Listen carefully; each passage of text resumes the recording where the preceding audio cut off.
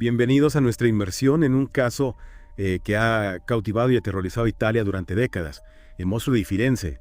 Nos has proporcionado una selección fascinante de artículos, investigaciones y notas personales, así que hoy vamos a explorar juntos este misterio sin resolver, desgranando cada detalle y cada teoría. Efectivamente, el monstruo, como se le conoce popularmente, sembró el terror en la Toscana entre 1968 y 1985, dejando tras de sí una serie de asesinatos tan brutales como enigmáticos. Exacto. Y lo que hace este caso aún más intrigante es la aparente falta de un móvil claro.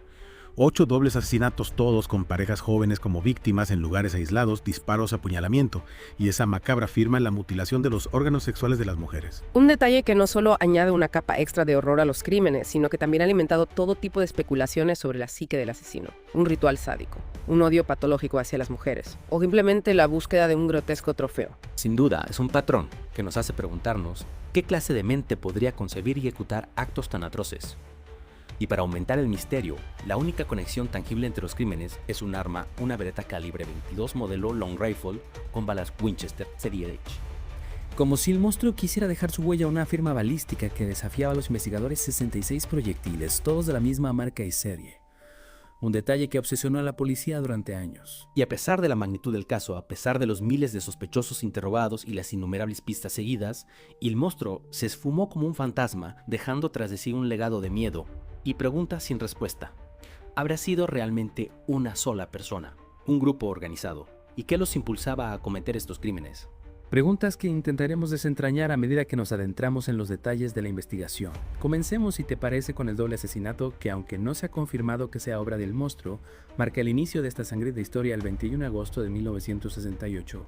Antonio Lobianco y Barbara Loschi son asesinados a tiros dentro de su coche. Un crimen ya de por sí estremecedor, pero que adquiere una dimensión aún más terrible si tenemos en cuenta que el hijo pequeño de Barbara, Natalino Mele, presenció todo. ¿Te imaginas el trauma de ese niño? La impotencia y el miedo grabado a fuego en su memoria. Es inimaginable. Y aquí es donde la historia da su primer giro inesperado. El marido de Barbara, Stefano Mele, confiesa el crimen, pero luego señala a sus supuestos cómplices, los hermanos Vinci, una familia de inmigrantes sardos con un pasado turbulento. La famosa pista sarda, que se convertiría en una de las líneas de investigación más controvertidas del caso. ¿Qué sabemos de estos hermanos Vinci? Bueno, los hermanos Vinci, Giovanni, Salvatore y Francesco, arrastraban un historial de violencia en su pueblo natal. Vidacirra Giovanni había violado a su hermana, Francesco tenía fama de ser un joven agresivo y diestro con el cuchillo, y Salvatore el mediano había protagonizado un oscuro episodio con una adolescente llamada Barbarina. Barbarina. ¿Y qué ocurrió con ella? Barbarina, que acabaría siendo su esposa, fue encontrada muerta en 1961 en un supuesto suicidio con una bombona de gas. Una muerte que muchos en el pueblo atribuyeron a Salvatore, pero que nunca se pudo probar. Un pasado familiar ciertamente turbio. Y si no me equivoco, Barbara Loschi tenía algún tipo de relación con ellos, ¿verdad? Exacto. Las sospechas sobre los Vinci se intensificaron precisamente por la compleja red de relaciones que tejían con las víctimas. Barbara Loschi era conocida por sus múltiples amantes y había tenido una aventura con Salvatore Vinci, luego con su hermano Francesco y finalmente con Antonio Lobianco, el hombre con el que fue asesinada. Un triángulo amoroso, celos, traiciones. Parece que tenemos todos los ingredientes para un crimen pasional. ¿Pero qué los conecta con el monstruo? La clave está en el arma homicida. La Beretta calibre 22 desapareció tras la condena de Stefano Mele y resurgió 6 años después en manos del monstruo. Es como si el asesino quisiera burlarse de la justicia, recordándoles que seguía ahí fuera agazapado en las sombras, esperando su momento.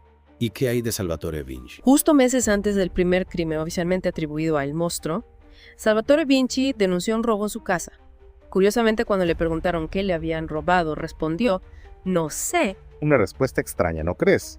¿Por qué denunciar un robo si no sabes que te han robado? Exacto. Para algunos investigadores esa denuncia fue una maniobra de Salvatore para cubrirse las espaldas ante un eventual mal uso de la Beretta. Incluso se especuló que el arma le había sido robada por su propio hijo Antonio Vinci. Con la sombra de los hermanos Vinci planeando sobre el caso, llegamos al primer asesinato del monstruo. El 15 de septiembre de 1974, Pasquale Gentilcore y Stefania Pettini son asesinados en Borgo San Lorenzo. El mismo modus operandi, la misma arma, el mismo misterio. Y las investigaciones, como era de esperar, se centraron en Francesco Vinci y su sobrino Antonio.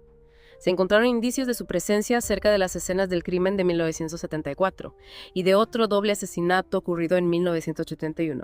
Incluso se halló el coche de Francesco Vinci escondido en un bosque cerca de la escena de otro crimen. Parece que la pista sarda cobraba fuerza, ¿no?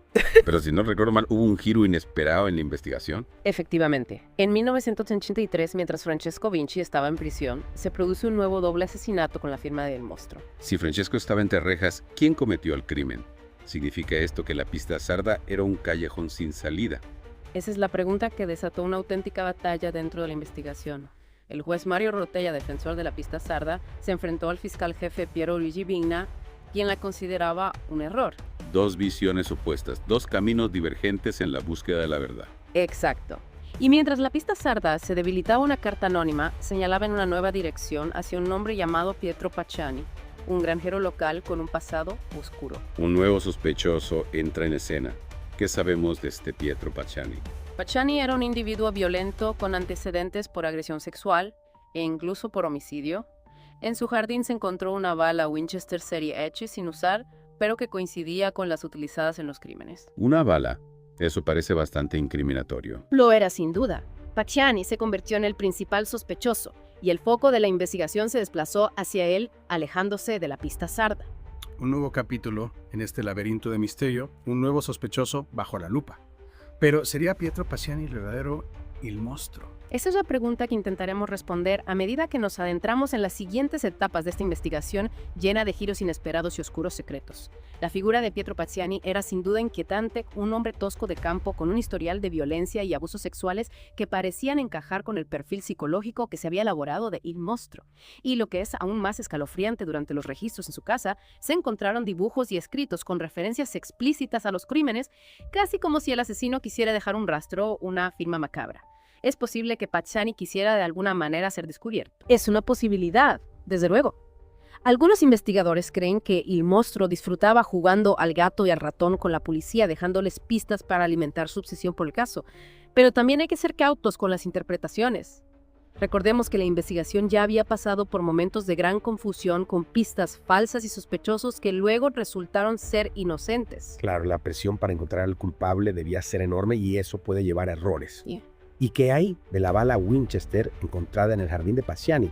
¿No era esa una prueba contundente? Era una pista importante sin duda, pero no definitiva. La defensa de Pacciani alegó que podía haber sido colocada allí para incriminarlo, y lo cierto es que la investigación nunca pudo determinar con certeza cómo llegó esa bala al jardín.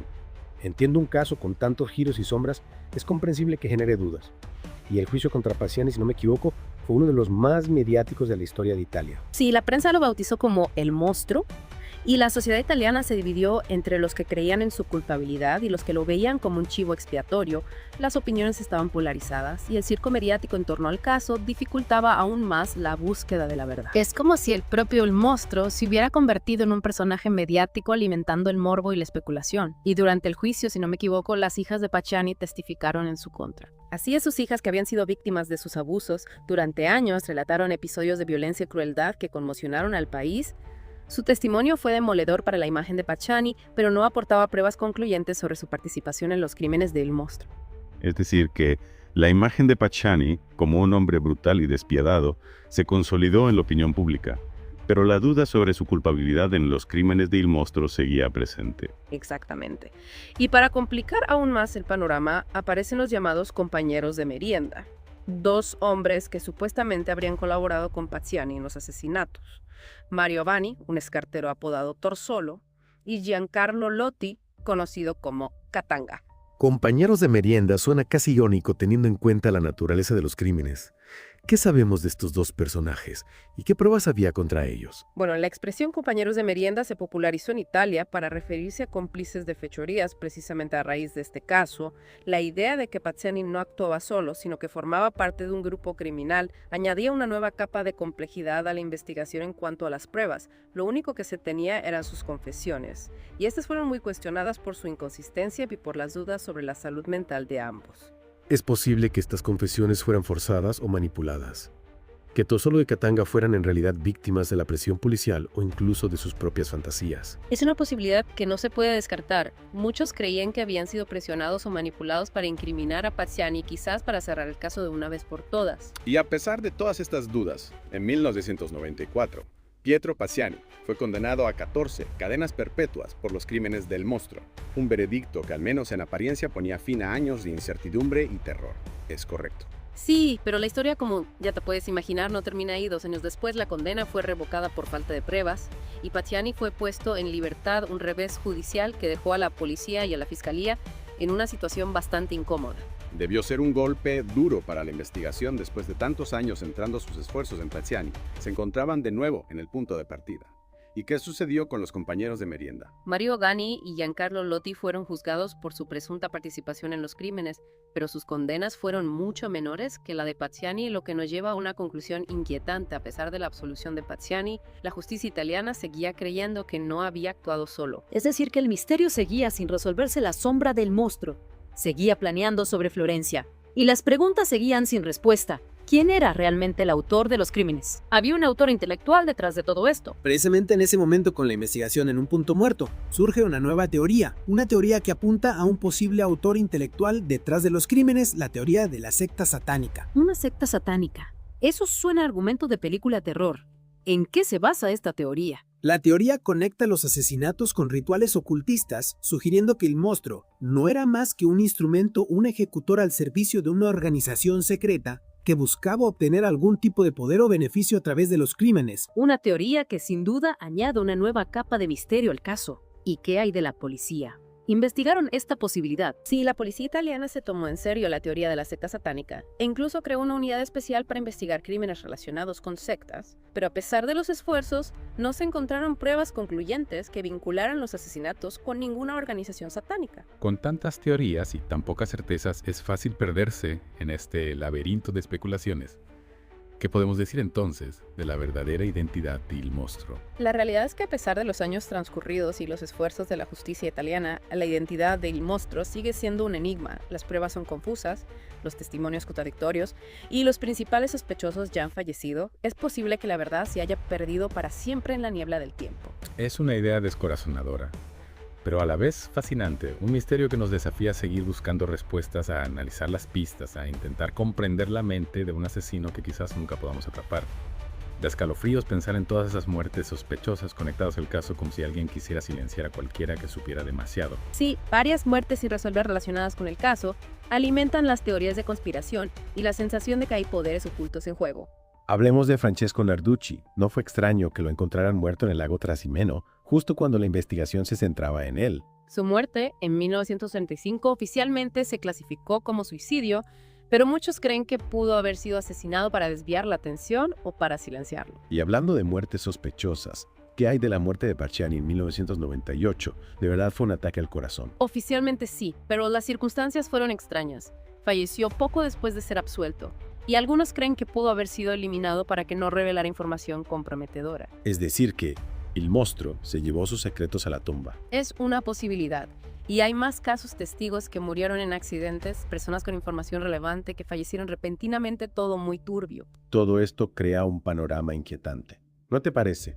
Como si la verdad estuviera enterrada bajo una capa de silencio y miedo. Exacto, silencio que protege a alguien o algo que no quiere que este caso se resuelva. Después de tantos años y tantas investigaciones, ¿crees que algún día se descubrirá la verdad sobre el monstruo? Es difícil ser optimista, las pruebas son confusas, los testimonios contradictorios, y muchos de los sospechosos ya no están. Es posible que la verdad se haya perdido para siempre. El caso del monstruo nos muestra que a veces la justicia no llega a una respuesta clara y nos deja con la inquietante sensación de que el mal puede esconderse a plena vista y quedar impune. Es cierto, pero aunque no haya una solución definitiva, el proceso de investigar, analizar las pruebas e intentar comprender al asesino ya es un ejercicio valioso. Totalmente de acuerdo, nos ayuda a entender la complejidad del ser humano y la oscuridad que puede existir en los lugares más inesperados. El monstruo se ha convertido en una leyenda, en un símbolo del misterio y el miedo, y aunque no sepamos quién era su historia, nos sigue fascinando y desafiando. Y con esa reflexión, vamos a dar por concluida nuestra inmersión en el caso de Il Mostro di Firenze. Un caso que a pesar de los años transcurridos sigue abierto y nos invita a seguir buscando respuestas. Los invitamos a seguir investigando, a leer los libros, a ver los documentales y a sacar sus propias conclusiones porque la búsqueda de la verdad nunca termina. Gracias por acompañarnos en este viaje a las profundidades del misterio. Esperamos que esta inmersión haya sido tan fascinante para ustedes como lo ha sido para nosotros. Hasta la próxima.